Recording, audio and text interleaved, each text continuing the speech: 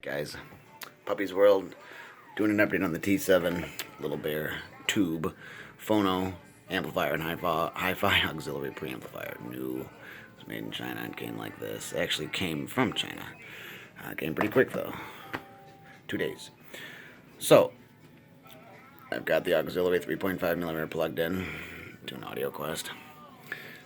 Switches, pretty stable. Now it does auxiliary and phono. Really useful. Okay.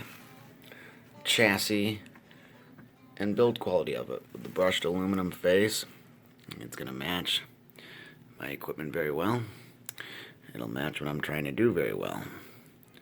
And you can see here, it'll do CD and moving magnet phono preamplifier. I got CD done a lot, quite a bit.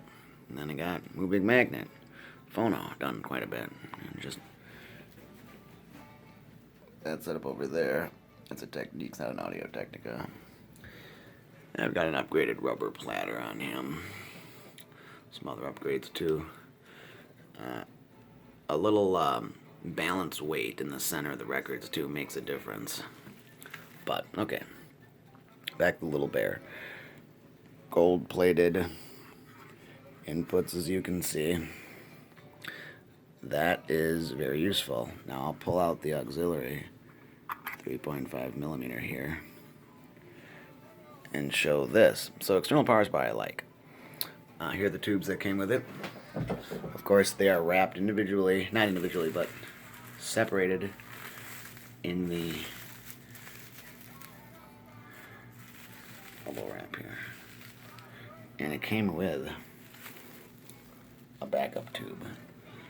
You can kind of see the tube, it's marked backup. The only thing I'm not hot on is the AC DC adapter. AC adapter seems cheap. You can see the metal here. I've kind of rubbed those with my fingers already, but that's the only reason I'm not hot. You might want to upgrade that in the future. But the Parasound Z-Phone phono preamplifier is going to be compared to that based on its price increase, though. But one thing I wanted to show Little Bear was this. They ask you to ground it to a really nice ground connection. I like that it's gold-plated. You should have no problem grounding that to, let me get a flashlight.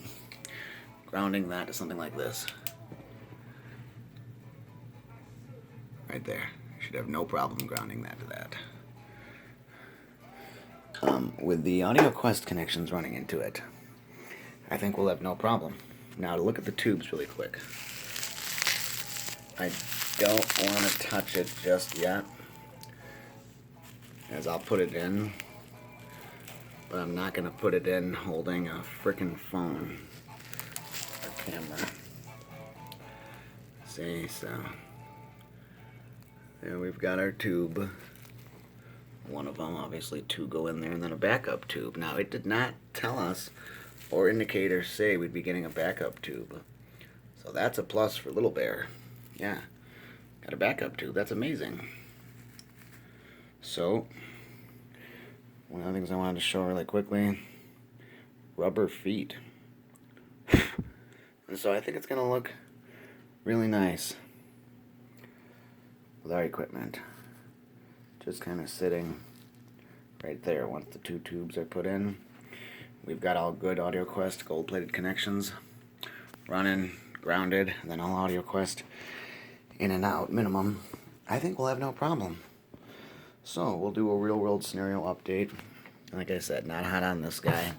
Might try to find a replacement for him with some different materials, different metal, a thicker cord, better grounding, you know, whatnot. So, do an update on that. I'll do an update with music, pre-prod, so forth, whatnot. But yeah, that's what they ask of you.